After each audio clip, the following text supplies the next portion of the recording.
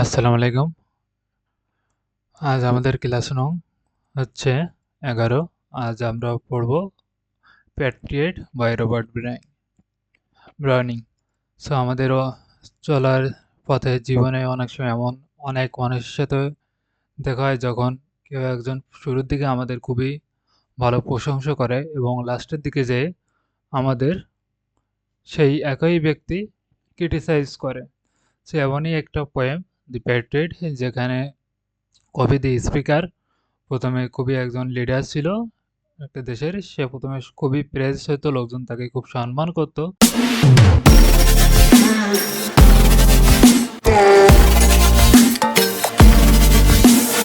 কিন্তু লাস্টের দিকে যে সেই লোকজনই তাকে মৃত্যুর দ্বারাই নিয়ে যায়, মৃত্যুর দ্বার করেই নিয়ে যায় এবং তাকে ক্রিটিসাইজ করে। ওকে, সো এই কবিতাটাই আমরা আজ ডিটেলডে আলোচনা করব।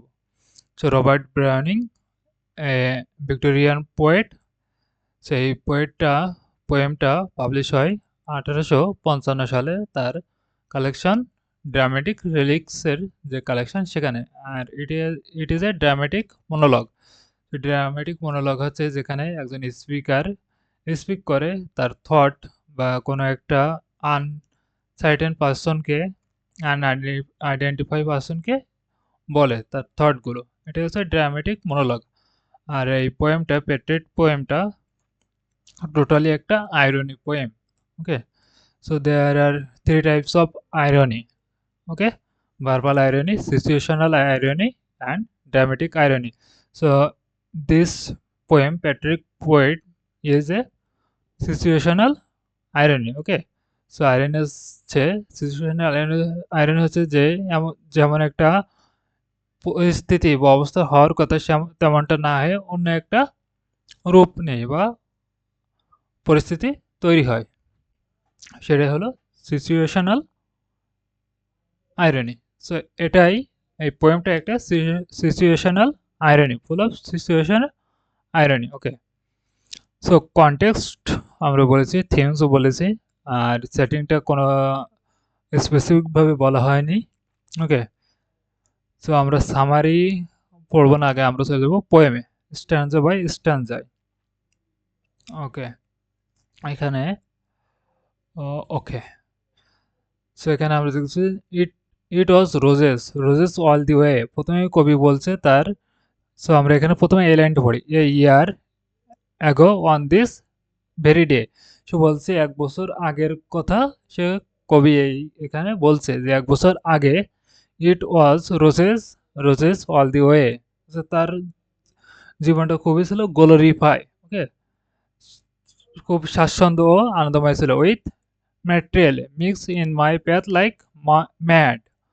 হচ্ছে তার রোজ তার যে পথ, জীবনের পথ, সেটা ছিল খুবই স্বাচ্ছন্দ্যময় এবং সহজ সরল। The house roof same to have and sway. বলছে যে বাড়ির ছাদগুলো লোকজনে ভরে যেত। And the cars spires flame such flags they had. বলছে এমন একটি জনসমুদ্রে পরিণত হয়েছিল এবং তারা আমাকে এতটাই প্রেস করতো। ওকে, তারপরে যদি আমরা এখানে আছি, the air broke into a mist with bells and old walls rock. Rock মানে হচ্ছে কাপা। Okay, with the crowd and cries had I said good folk mere noise repels but give me your sun from wonder skies. এখানে কবি বলছে যে এত হই হল্লা, এরপরেও যদি আমি তাদেরকে বলতাম যে তোমরা তোমাদের সব থেকে অ্যাম্বিশিয়াস বা ডিজায়ার যে বস্তু সেটা আমাকে দিয়ে দাও, তাহলেও সেটা করতো। সে এখানে অ্যান্সার দিছে, দে হ্যাড অ্যান্সার, বলছে তারা বলতো, কি বলতো, সে জনগণের কথা বলছে, তারা বলতো, ওকে, তারা বলতো অ্যান্ড আফটার হোয়াট ইলস, বলতো এরপরে তুমি কে চাও। ওকে, সো এই দুই স্ট্যান্জায় কবিতার যে 1 বছর আগের যে গ্লোরিফাই লাইফ ছিল, পলিটিক্যাল একটা লাইফ, সেটা এখানে এক্সপ্লেন করছে। ওকে, তারপরে আমরা তৃতীয় স্ট্যান্ডার্ডে যাই যদি, এ ল্যাক মানে হচ্ছে alas, it was I who repelled at the sun. বলছি অ্যালাস, এটা ছিলাম আমি যে শানকে বা একদম যে ঐতিহ্য বা একটা স্বাচ্ছন্দ্য সেটা নিয়ে এসেছিলাম। To give it my loving parents to keep, এই যে জনগণ তাদেরকে রাখার জন্য দিয়েছিলাম। Not man could do have I left undone, বলছে এটা যদি আমি না করতাম তাহলে আর কেউ এটা করতে পারতো না। And you see my harvest what I reap this very day now a year is run, বলছে আমি কি কি করেছিলাম এই সময়, আর এখন দেখতে পাচ্ছ ১ বছর পরে, যখন ১ বছর পার হয়ে গেছে তখন দেখতে পাচ্ছ কি হচ্ছে। এখন পরের স্ট্যান্সা থেকে কবিতার যে ডাউনফল সেটা সম্পর্কে বলছে। There's nobody on the house tops now, সে বলছে এখন কেউ ছাদের উপরে নাই। প্রথমে এখানে ছিল হচ্ছে কোথায় গেল, দি হাউস টুপ ওয়াজ সিম টু হ্যাভি আর্টস নেই, এখানে লোকারণ্য ভরে গেছিল, আর এখানে বলছে কেউ এখন এখানে নাই। Just a placed few at the window set, placed মানে হচ্ছে প্যারালাইজ ব্যক্তিকে বোঝানো হচ্ছে। ওকে, কিছু প্যারালাইজ ব্যক্তি জানালার ধারে বসে আছে। For the best of the sight is all allow at the shambles gate, better yet by the scaffolds foot I trow, সে বলছে যদি আরও ভালো দৃশ্য দেখতে চাও তাহলে হয় শ্যাম্পেলস গেটে আসো, আর তার থেকে ভালো দেখতে আসলে হচ্ছে স্কানফোল্ডে দেখতে আসো। কারণ এই স্টানফোল্ডে পোয়েটের এই যে স্টানফোল্ডে এখানেই পোয়েটের ফাঁসি দিয়ে হবে। ফাঁসি দিচ্ছে কারা? সেই একই ব্যক্তি বা লোকজন যারা তাকে প্রথমে খুবই প্রেজ করতো বা প্রশংসা করতো। ওকে, এখানে বলছে I go in the rain and more than needs, সে বলছে আমি বর্ষার ভিতরে গেছি তত দূর যতদূর আমার যাওয়ার উচিত ছিল না। সে বলছে তার যে গ্লোরিফাই লাইফ, যেটা যতটা অ্যাম্বিশিয়াস সে ছিল অতটা তার হওয়া উচিত ছিল না। এ রোপ কার্ডস বোথ মাই ওয়েস্ট বিহাইন্ড, তার হাতে যে দড়ি পরানো হয়েছে সেটা এতটাই টাইট করে কবজায়, তার কবজি মনে হচ্ছে কেটে যাচ্ছে। And I think by the feel of my forehead bleeds, এবং মনে হচ্ছে আমার যে মাথা সেটা রক্তপাত হচ্ছে। Okay, for the feeling whoever has mind stones at me for my years misdeeds, এখানে কবি বলছে এই দুটো লাইনে বলছে কবি যে তারাই আমার মাথায় পাথর ছুঁড়ে মারছে যারা একসময় আমার কাছে ফুল ছুঁড়ে মারতো। ঠিক আছে, এটা একটা irony. Okay, contradictory irony. Okay, তারপরে সেন্টেন্সে বলছে those I enter and those I go, আমি এভাবেই আসলাম এবং এভাবেই চলে গেলাম। In trams people have drop down head, এবং তারা আমাকে নিচে নামিয়ে দিল। পেইড বাই, এখানে আমরা পেইড বাই এই লাইনটা পড়ার আগে আমরা এখানে যাব।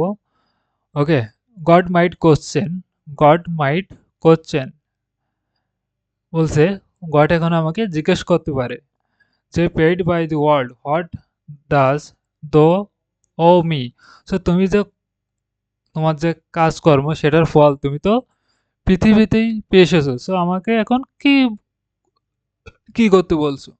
ওকে, তারপর পোয়েট বলছেন now instead this God shall repay, সব এখন গড বলছে গড হয়তো আমাকে কোনো সাজা দেবে না, এবং I am safer so, so যেহেতু সে পৃথিবীতে তার যে কৃতকর্মর যে ফল সেটা পেয়ে এসেছে। পেইড বাই দি ওয়ার্ল্ড মানে পৃথিবীতে পেয়ে এসেছে। And I am safer so, so এখানে বলছে সো আমি গডের কাছে এখন সেফ, যেহেতু আমার গডের কাছে কোনো পানিশমেন্ট পাওয়ার এখন নাই। ওকে, সো এটার মাধ্যমে সে হচ্ছে নিজের যে মিসআন্ডারস্ট্যান্ডিং বা নিজের যে গ্রেটনেস সেটা সে বুঝতে পারছে, এবং একটা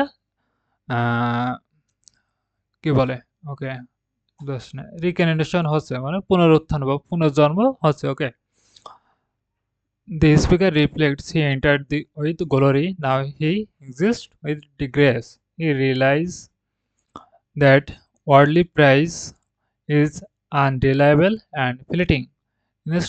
Instead of seeking recognition from the world, He entrusted his soul to God through betrayal by people. He finds comfort in divine judgment, believing God will repay justly. Okay, so এটাই ছিল আমাদের পোয়েমের বিষয়বস্তু। এখন যদি আমরা সামারি বা অন্য বিষয়বস্তুর দিকে আসি, literary device roses all the way, এটা হচ্ছে গ্লোরিফাই করছে। তারপরে এর অফ কাটস বোথ মাই উইস, তারপরে এখানে সাফারি। সো গ্লোরির সাথে এখানে যে সাফারিং সেটা ইমেজানির মাধ্যমে দেখানো হয়েছে। ওকে, সো এখানে কোশ্চেন আসতে পারে, show the glory and the suffering of the poet or the speaker in the poem the patriot। ওকে, এরকম কোশ্চেন আসবে। তারপরে স্যাম্বলিজম, রোজেস আছে হনার, স্টুডেন্টস আছে পানিশমেন্ট, সান আছে এম্বিনেশন, স্ক্যানফোল্ড আছে ডেট যেখানে তাকে ফাঁসি দেওয়া হবে, hyperbole, give me your sun from yonder স্কাইটস।